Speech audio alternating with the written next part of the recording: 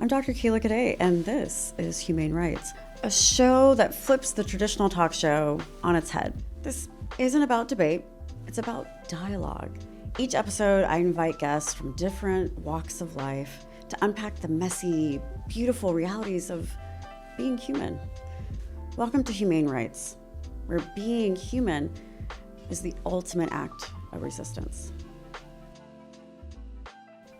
Hi, Michelle. Hi, Akilah. Welcome to Humane Rights. Thank you for having me. I am so excited you're here. I would love for you to tell folks who you are, but first we're going to do a little image description. I like to start just to get you inspired for yours.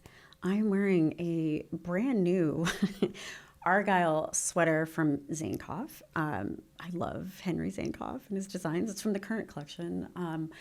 I'm wearing a vintage leather skirt that came all the way from Russia.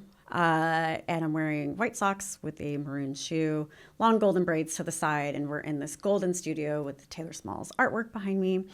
And the person that we have in the studio today, sitting on a beautiful tan couch that pairs lovely with your outfit, is Michelle MiJung Kim. So tell us what you look like. Yeah. And tell us about you. Yes, that was beautiful. Thank you. Hi, everybody. I'm Michelle MiJung Kim. I use she, her pronouns.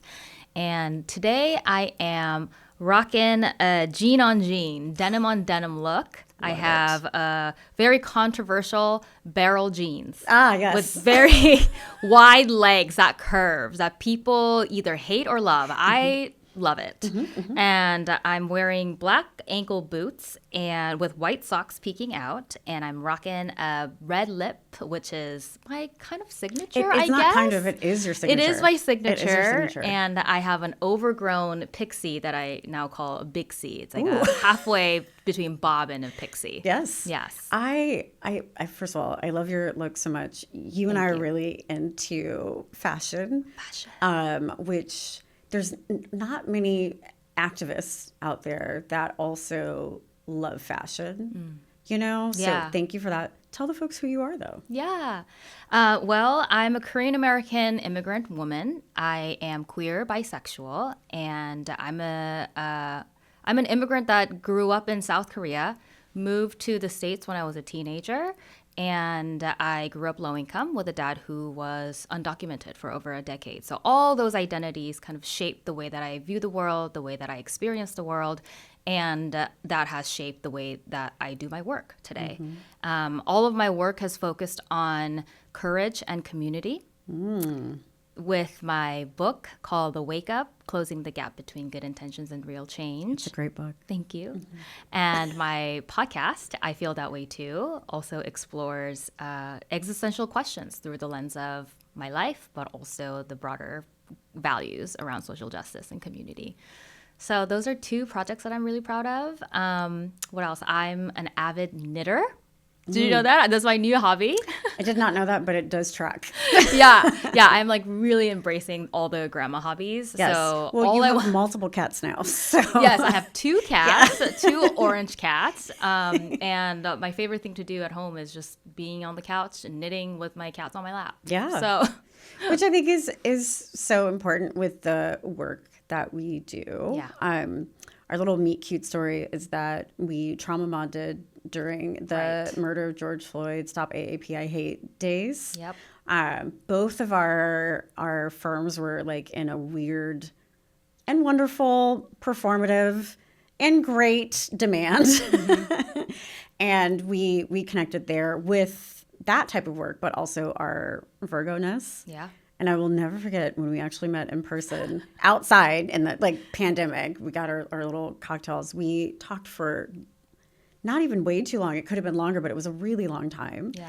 And it was the first time I felt seen in author activism life, because that was like a new hat for me. And your book was before mine, and I was right after you because of you, honestly. Because you sat next to my editor. Yes. I wonder why I did that. Well, do you want to the Virgos in both of us. So my name card wasn't put out at your book release thing. And I didn't want to necessarily tell you because you are a Virgo and details are important to us.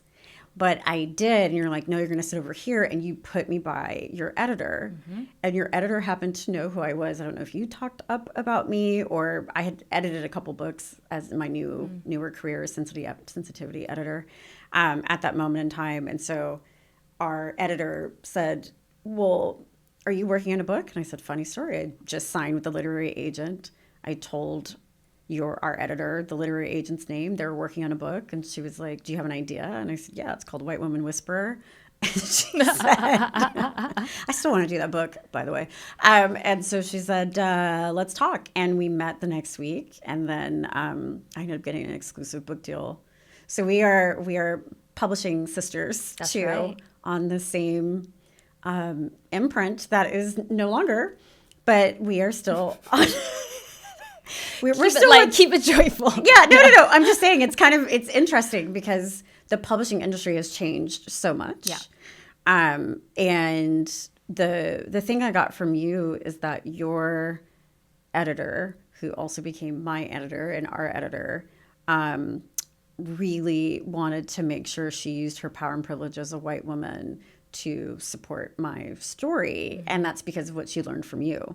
And so thank you for that. Thank you. I really do appreciate it. But okay, besides you doing amazing things and caring so much and being on so many different platforms and looking fabulous along the way, you are in touch with all the things in the world.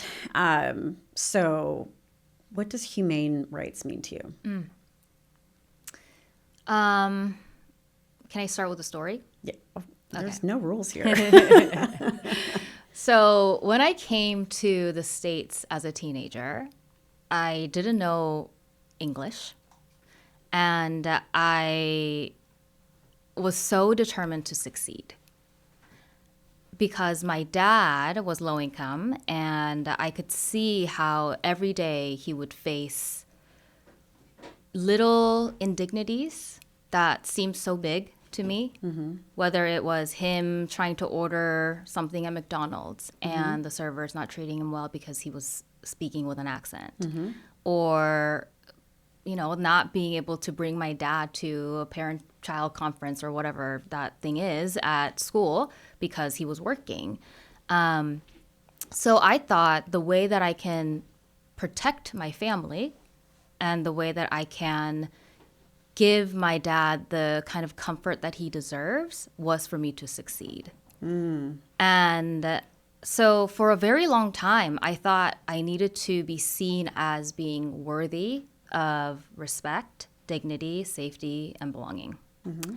And now I know that no one should have to earn any of those things, and that we deserve being protected, being free, being safe, being treated with dignity simply because we exist. So I think, to me, doing whatever it takes to protect that truth, whether it's through policies or culture change, is what humane rights feels like to me.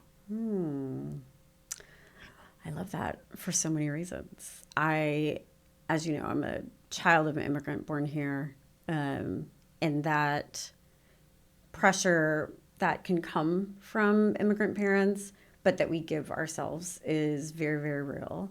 Like, my father still will forget words, or the accent, the things that come up, or forgetting that my childhood in America was different from his childhood in Haiti, and all those interesting things. But that kind of compassion angle is incredibly important.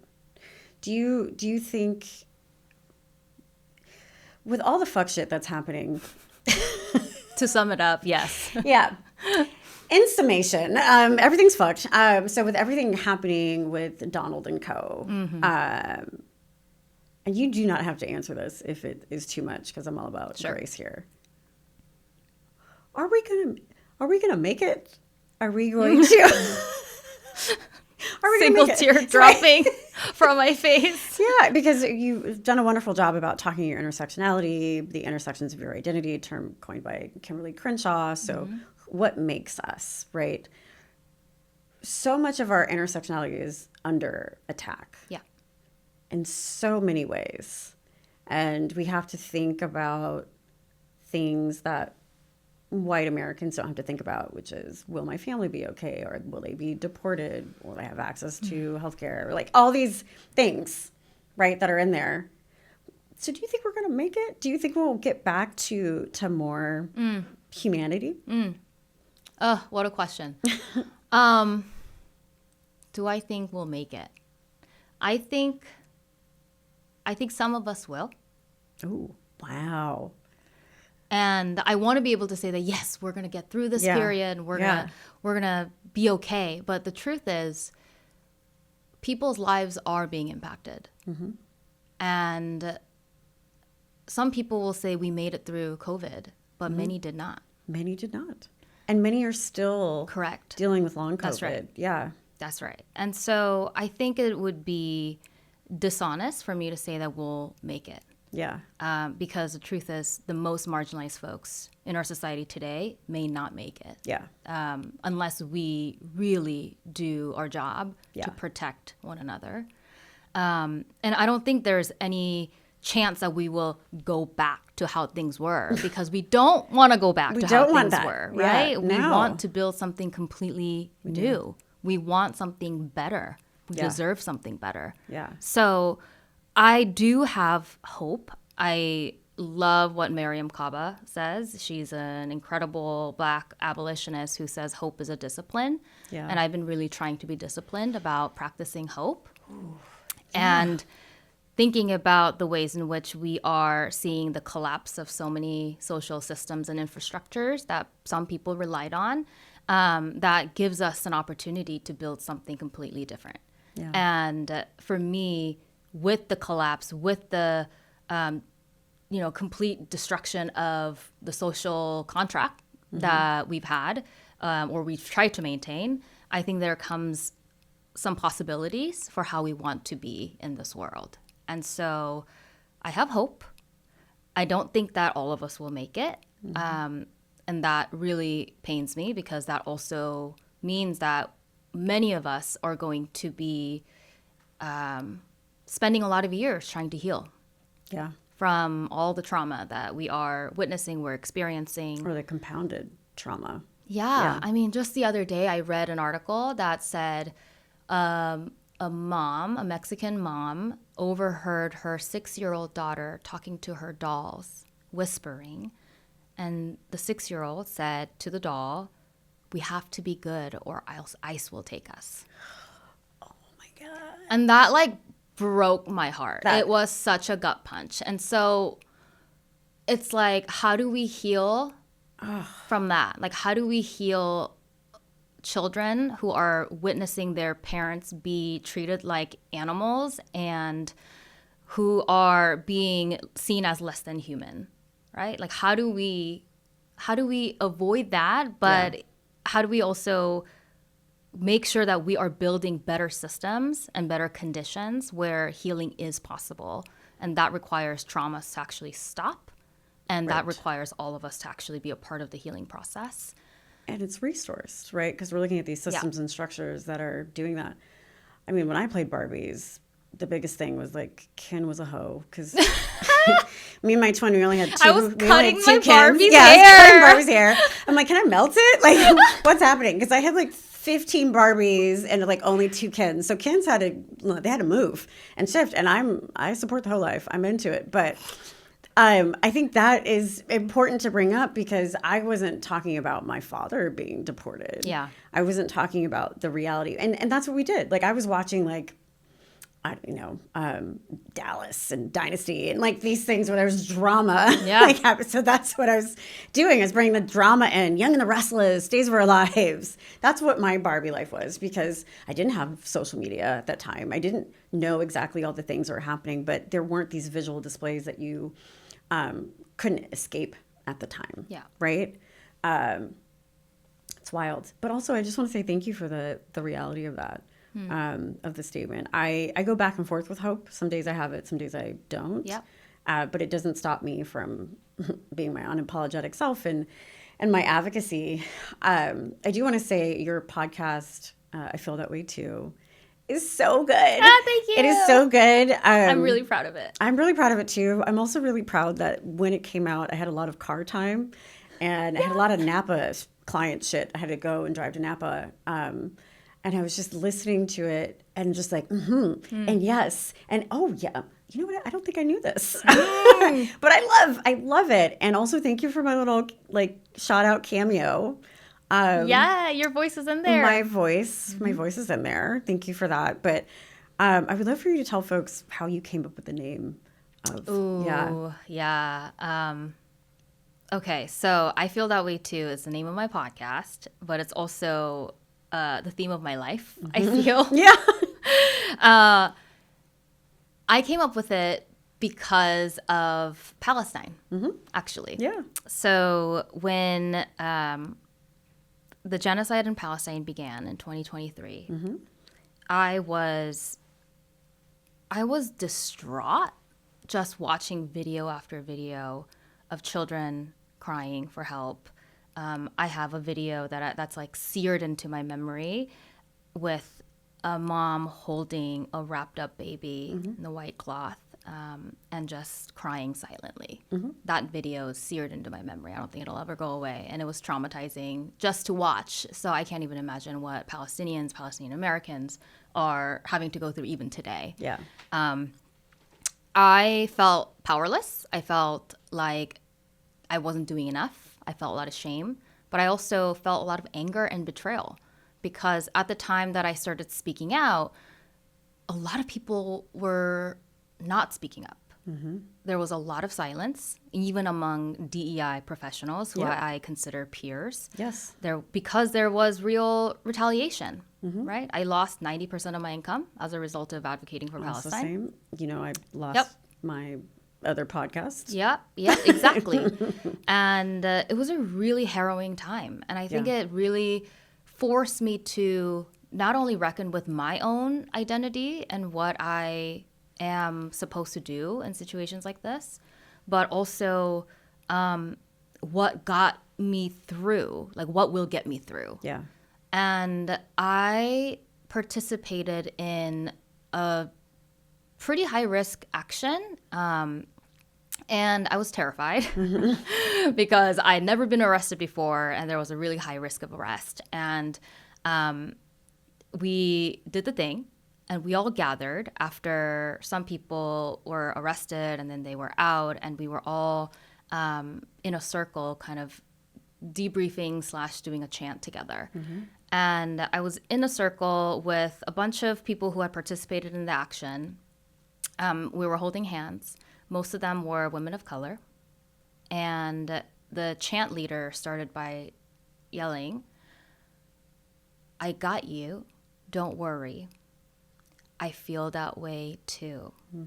We'll get through together. We'll make our way through." And as soon as I heard the second phrase, "I feel that way too," something broke in me and I started sobbing. Yeah. I was weeping while holding the hands of people on my other side. And I think really in that moment, all I really needed was somebody to say, "No, I see it. Yeah. I see it too. I feel it too. You're not the only one. You're not the one who's going crazy. You're not the one who is, overreacting to this," right? I just needed to know that I wasn't alone. And so that really stuck with me, that moment of feeling seen, not even through solutions, right? Like, you don't need to tell me how to solve this. You don't need to show me the way even. You just need to let me know that I'm not alone in this. Yeah. And so I wanted my listeners listening to the podcast to have that feeling that I'm feeling that way too. Because all the podcast episodes that I did are existential questions that I deal with on a day-to-day basis that I wanted to unpack with stories. So things like, can we be friends if we disagree politically? Yeah. Am I supposed to sleep with one person for the rest of my life? Right. Yeah. Things like that. So that's where the podcast name came from. It is so good. I highly recommend people listen, like, subscribe, download, do all the things. Leave 5-star reviews. Yeah, 5-star reviews only. Oh, we also just got 2 Signal Awards. Congratulations. Yeah, so that was huge. We were I really wanted some awards, but Yeah. we got them. You got the awards. Yes. Okay. Well, I'm going to channel that energy into Yes. my own podcast. No, but it deserves the awards. It's very thoughtful. Thank you. And with every episode, I also felt that way too. Yeah. So thank you for that. I had to stop myself from like texting you like, oh my God, also same. I know. Why? I don't know, because you were going through stuff at the time. And We're always going through stuff. I know. But I'm a Virgo and I always feel like a burden. You know how that goes. I do know how that Yeah. goes. And we are trying to heal from that. We are. Yes. We are actively healing. I'm also Virgo. So we know. Yeah. Is there anything that you're working on or excited about? Why, yes. I am actually really excited about what I'm working on next. So I finally am ready to write another book. Ooh. Okay. Yeah, I had to take some time off from the book world because the process wasn't easy, as you know. What? Oh, What do you yeah, I wonder mean? why. Yeah. Well, you know, as a marginalized person going through a system that was not designed or built for us, it takes a toll having to navigate all the systemic bullshit. So I needed a break from it. But I believe in what I have so much that I actually want to go back into the book world and write something. And the thing that I want to write about is courage. And I've done a lot of thinking over my life about courage. I have my own experiences of it and the moments that I wasn't able to be courageous. And especially with the advocacy for Palestine, the question that I kept asking is how come some people are so much more courageous?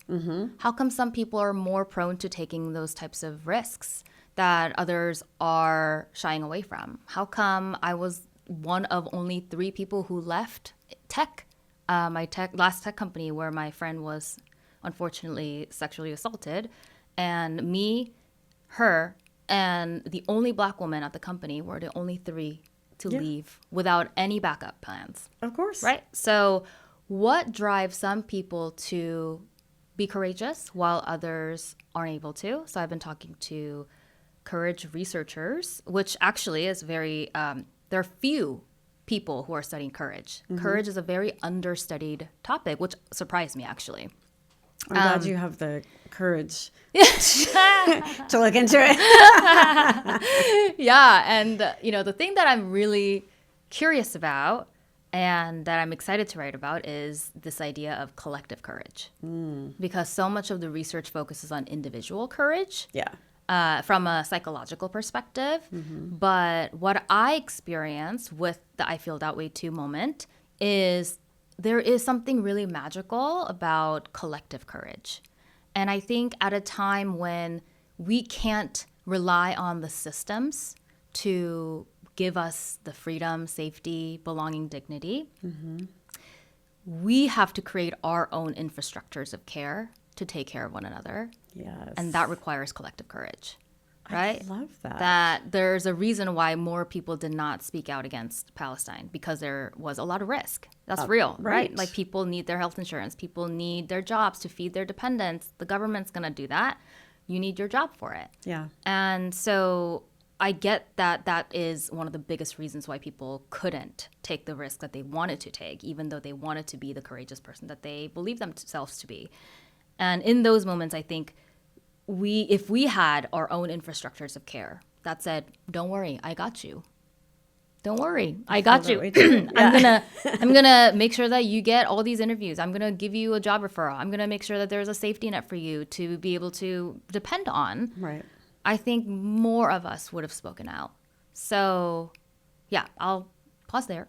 Collective Courage, a book maybe coming out in, I don't know, hopefully in the next 2 years. That is the book. People don't know how long it is. Yeah, it takes it's a to write long book, process. but I love that. I think that is courageous to talk about courage, but it shouldn't have to be. And I think that is something the world needs to know how to move forward. I too am also working Another book? Yeah, I haven't said it. I haven't said it outside voice. This is the first time I'm saying it outside What? voice. An exclusive Yeah. on human rights. An exclusive on my own podcast. How did I make that happen? What? So the day I was dropped by my literary agent, I got this email from a therapist who was like, "Hey, just checking in if you have an opportunity to read these pages." This therapist is working on a book around narcissism and quoted me in the book and wanted to know if I was okay with it. So I forgot because I got the pages during our birthday time. So I was on break and catching up to emails. And so I read, it was like 30 pages. I read it and I loved it. And I sent that message back. And it was something that was so healing because not my therapist, this therapist reached out to me, but my literary agent dropped me, which made me feel like a piece of shit. Because to her, I wasn't that big book that she wanted. Yeah. And I'm still processing that. But here's this other white woman who was also Jewish, who was just like, your words are so incredible. And I'm using them to kind of make a connection between narcissism and supremacy. And she got that from my book of how she's making this connection because she feels the research on narcissism is inconclusive of intersectionality and talking about the systems and structures that add to narcissism. So Donald Trump is a narcissist, sure, but he's really a supremacist. That's right. We have feelings of supremacy. Yeah. And so I was like, if you need a foreword, a blurb, something for your book, let me know. We ended up chatting.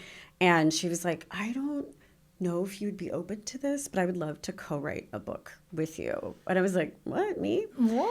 I know. And so she's an expert in narcissism, and I'm an expert in white supremacy. Yeah. And so we're bringing it together. So I'm currently working on it. Oh my gosh. Right now. Yeah. So Congratulations. Thank you. I have an option in my contract, so I have to stay with, potentially. I'm assuming they're going to say no because publishing is publishing. But I'll be going on that journey too. That's very exciting. I can literally say I feel that way too. Yes. I can't wait. Yeah, it should be pretty exciting for both of us. Yeah. I'm already plotting how I'm going to be part of your book, though. Just so you know. Yeah. We can do a book launch party together. We can. Yeah. We can. Okay, so world is fucked. Yeah. You know all the things. You feel all the things. But how are you tapping into joy? How are you finding pockets of joy? Oh, joy. Well, my cats. Yeah, of course. They're really good at helping you regulate your nervous system. Animals are so and good. I did not know. I was very anti-pets, and then I foster failed. Yeah. And then I became a cat lady. Yeah. Yeah. So my cats. But really my community. I have a very loving group of friends that I can rely on to help me to tap back into joy when I am not able to. And sometimes when no one can access joy, it's okay for us to just be with that too. Yeah. Yeah. And I think just being able to nourish myself through a community has been really important. Like I mentioned, knitting has been a new hobby of mine, but I'm also trying to balance that because I sometimes hyperfixate and I will knit for 8 hours straight and start feeling my wrists be in pain. I do an ice bath afterwards. Yeah, exactly. So I'm like, okay, like Virgo, calm down. Yeah. You don't need to do all this for a hobby. I know. Yeah. But yeah, all those things bring me joy. My partner, who's very loving and kind and understanding of my work and what I need, he brings me a lot of joy. And just the little moments, the little moments where we go for walks. Our neighbors, I see every time I walk and I see signs that says ice out of our neighborhoods. That brings me a tremendous amount of joy that people are moving in collective with collective courage. And yeah, I've been also eating a lot of candy. I have also been eating a lot of candy. Have you? Yeah. What kind? Oh, I'm so glad you asked. Right now I'm really into red vines. Oh, okay. And I have Classic. an airtight container that I keep them in. And it's just like, you know what? Go grab yourself some red vines. You're a red vine versus a Twizzler girl? Okay. Talk to me about Twizzlers. Gross. Twizzlers, it's literal plastic. Fight me. But I kind of don't like care. the plastic taste. Well, if it brings you joy, I'm not going to take you away from it. But I love my red dye number 5. Yeah, you know? same. That's what brings us together. Red flavors are the best often. I have on my couch, I just have the reds of Starburst. I love that. Like on my little coffee table by my couch. Yeah, so I that can would tap bring me into a lot it. of joy. It does. Yeah. Tell folks how they can find you. Well, I'm on all the social platforms. So I'm on Instagram at Michelle Kim Kim. I'm also on LinkedIn. And I also have a newsletter that I write. I try to write at least monthly. And I share stories that give me hope, that give me courage. And sometimes I share my knitting projects. So check it out. The knitting projects. Yes. That's exciting. You can go on my website at michellemijungkim.com to do all the snooping. We'll do all the snooping. Yeah. Yeah. And definitely listen to, get your book, The Wake Up. Listen to I Feel That Way Too. Support anything Michelle MiJung Kim does because it is great. And you're literally making the world a better place. So Thank you. So are you. Keep being amazing. Thank you. Per usual. Yay. You going to catch it? I'm very not good at You're going to do it. catching, I believe in but you. I got it. Ready? Yes. Oh, See, I made it easy. see? I went like this. Big love and gratitude to our guests for showing up with truth, humor, and of course, humanity. If this conversation moved you, you gotta like it, you gotta share it, you have to talk about it, bring it into your circles, spaces, and places, because that's how change multiplies. You can catch more episodes wherever you get your podcasts and watch the full series produced by CL Media and me on the CL Media YouTube channel. Now, what is that YouTube channel? What you need to subscribe to so you can get more of this. But until next time, stay curious, find your joy, and keep being amazing.